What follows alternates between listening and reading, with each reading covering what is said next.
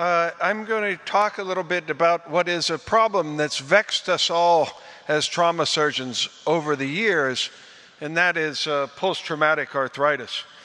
Now, we all love to fix the fractures, and it really gives us a great feeling when we fix the fracture perfectly and there's no incongruency in the joint, and we feel very good about that. But even with that, we know that in some cases, we'll go on to develop the post-traumatic arthritis and need a treatment for the post-traumatic arthritis. So this is something that I recognized early in my career and has been something that has interested me since my various earliest days as a resident. So what is it that causes post-traumatic arthritis? Now, certainly when I started my career as a trauma surgeon or as a resident interested in trauma surgeon, it was very easy.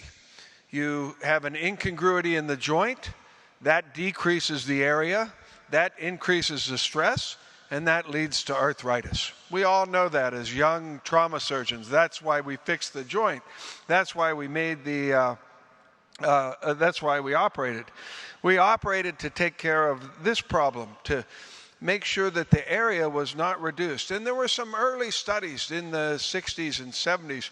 One classic study that I read as a resident and is still on all the resident tests is this study by Ramsey in 76, where he simply took a cadaver ankle and moved the talus laterally and measured the decrease in the contact area. And just with 2 millimeters of movement of the talus, there was a 50% reduction in the area. So he said, there you go. We know that when the talus is displaced in an ankle fracture, that causes arthritis. So it's clear. A decreased area increases stress, and that causes arthritis. Well, I was interested in that as a resident. I was interested in this incongruity leading to increased stress from the decreased area. And there were some new methods to measure the contact stresses. So I did an experiment as a resident. I repeated this experiment of Ramsey. But instead of just measuring the area, I actually measured the stresses. I used some pressure-sensitive film to measure the stresses at the ankle as I moved the talus laterally, as you would see in an ankle fracture. And to my surprise, the area did decrease, but the stresses never increased above what would be considered normal on cartilage and stresses that cartilage could tolerate. And in fact, another person repeated this study around the same time and made the same observations. So this was a little bit of a difficulty for me. We know that if the ankle has displacement of the talus, that it gets arthritis. But now I have information that says the stresses don't increase when I do that. So I had to come to the conclusion that it wasn't as simple as the force is the same. And we also know this in a lot of literature from tibial plateau fractures. We would love to say, oh, if there's an incongruity, you get arthritis with a tibial plateau fracture. But there's a lot of clinical literature that says that arthritis doesn't depend on the depression of the joint. It depends on the stability of the joint. If you have a displaced fracture of a depressed fracture of a tibial plateau, and there's no instability, you don't get arthritis. And there's several papers that show that you don't get arthritis with incongruity of the tibia, only if there's instability. So it's not as simple. I'm not saying that you don't get arthritis with incongruity. What I'm saying is the pathogenesis isn't as simple as we would like it to be, that the area decreases, so the stress increases, and that causes arthritis. Actually, it turned out when I started looking through literature and studying it a bit more that instability caused by incongruity is really a bigger culprit, maybe shear stresses on the cartilage. So you have instability, that leads to cartilage damage, and that leads to post-traumatic arthritis. And actually, if you look in the science, all the animal models that we use to study arthritis, they're models of instability. The classic animal model to study arthritis is the Pon-Nuki dog model. And that's a model where they just section the ACL of a dog, and that dog develops arthritis. We also know if the hip is unstable, you get arthritis. If you have an ACL deficient knee and repetitive damage, you get arthritis. Unstable wrist, you get arthritis. So stability for me makes much more sense as the thing that's causing arthritis than decrease in area leading to increases in stress. Now, coincidentally, we take care of the instability the same way we took care of managing the decreased stress. This is something we can take care of. This is a problem that we can fix with our surgery. We can we can make the joint congruent. That relieves the instability, and that helps us prevent arthritis. Of course, we still, even with perfect reductions, end up getting some joints that go on to arthritis.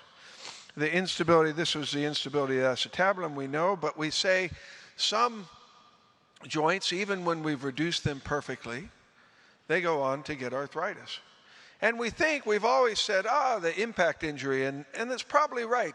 There's probably some damage to the cartilage that has to do with this. And actually a study that I did and published in the Journal of Trauma, we collected the cartilage from a number of acetabulums, and we found that there were a much higher proportion of dead cells in the cartilage around articular fractures than there were in normal joints, and even in osteoarthritic joints. So it makes sense that impact injury can cause arthritis as well. The interesting thing is, this is one of those unfortunate things. We can't change the impact injury. So this was one of these things we always had to say, it's too bad, you know. Some people are going to go on to get arthritis because of the impact injury. And that was demonstrated early on, years ago, some animal models that where you tried to make arthritis. There's a number of different studies in the literature where people have impacted dog knees, and these very early on, the cartilages will show signs of arthritis. Interesting thing is, unless you hit it hard enough to make a fracture, the cartilage recovers and goes back to normal. But if you hit it hard enough and make a fracture, then the cartilage doesn't recover and you go on to develop changes and arthritic changes.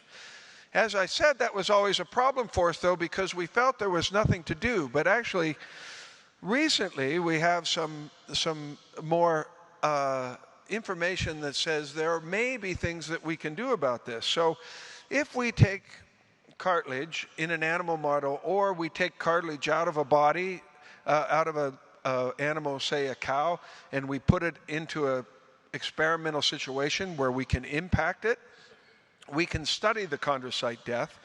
And when we impact the cartilage hard enough to also damage the bone, you get chondrocyte death.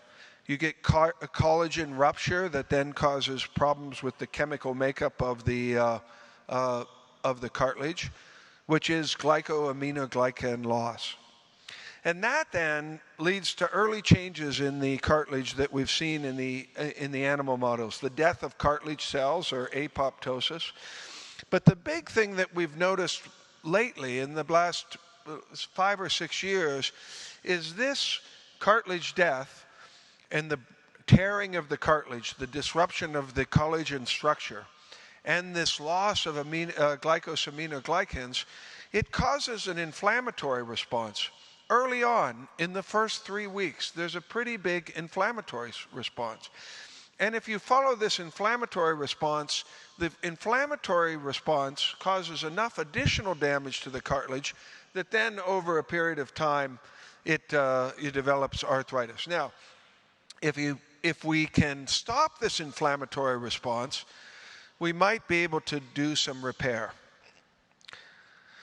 This inflammatory mediators are the thing we would like to block. And these inflammatory mediators might be potentiated by things like instability and incongruity. So there's some work that was we did while I was in Boston and now have started to look at in a clinical model, and that is using dexamethasone or ordinary steroids early on in the course of the injury to block this inflammatory response that happens when the cartilage is damaged, acutely damaged. So we've started a study now to look at intra-articular dexamethasone to inhibit post-traumatic arthritis. So this is intra-articular dexamethasone that's given at the time of injury. And in the experimental models that we did, mainly in the lab of Gorzinski, we found that we could impact the cartilage, and then at 12 days after the impact, when there's been some of this cartilage cell death and changes in the metabolism, so there's glycosaminoglycan depletion, we can add dexamethasone, and if we add the dexamethasone, we block the inflammatory mediators. So here, if I add the dexamethasone here 12 days after we impact the cartilage, I can block the inflammatory mediators. If I don't add the dexamethasone at that time, you can see the inflammatory mediators increase. And we think this is what then leads to post-traumatic arthritis from the impact injury. So there's a very good chance, I think, that this impact injury, we've always thought this to be true. We've always thought that in a certain number of cases, it doesn't matter if we do perfect surgery because the cartilage has been damaged and it goes on to arthritis. And we have pretty good evidence that that is true now, that the impact injury will cause cartilage degradation and that will lead to arthritis. The nice thing is now, though, that if we can block the inflammatory response created by the impact injury, we may be able to mitigate the late effects of osteoarthritis. And we can do that with the dexamethasone. Now, we've just started, we have now 40 patients, or we're collecting 40 patients with distal radius fractures. We've just started the study a short time ago, less than a year ago. So patients with distal radius fractures, at the time of their reduction, we inject them with dexamethasone, and then we're following it at 2 years to see if we see the radiographic changes of post-traumatic arthritis. So we just did that, we're just beginning that experiment, and hopefully by blocking these early inflammatory responses of the impact injury, we may be able to block the late post-traumatic changes. And then all those patients that we do the perfect reduction in, we can add some dexamethasone, and maybe we can decrease our rates of good and excellent results from 75 to 95%. So that would be a great outcome if we can do it at some point. So thanks again for your attention.